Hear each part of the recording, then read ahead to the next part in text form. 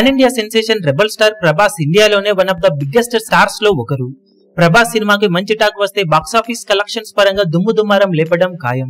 ఈ ఇయర్ ఆదిపురు సినిమాతో అద్భుతమైన ఓపెనింగ్స్ ని అందుకున్నా కూడా ఆ సినిమాకు వచ్చిన విపరీతమైన ట్రోల్స్ ఇంపాక్ట్ వలన వీకెండ్ తర్వాత సినిమా కుప్పకూలిపోయింది. ఇక లేటెస్ట్ గా వచ్చిన Prabhas most awaited movie Salaar part 1 మంచి పాజిటివ్ రెస్పాన్స్ ను సొంతం చేసుకోగా ఆ టాక్ కి తగ్గ రేంజ్ యునానిమస్ కలెక్షన్లను సినిమా సొంతం చేసుకోలేకపోతున్నా కానీ తెలుగు, హిందీ, ఓవర్సీస్ లలో మంచి జోరును చూపించడంతో లాంగ్ రన్ ను ఎంజాయ్ చేస్తూ ఇప్పుడు అక్షరాల 500 కోట్ల గ్రాస్ కలెక్షన్ల మార్కును అధిగమించి ఓవరాల్ గా ప్రభాస్ కెరీర్ లో మూడవసారి 500 కోట్ల గ్రాస్ మార్క్ అందుకున్న సినిమాగా నిలిచి సంచలనం సృష్టించింది.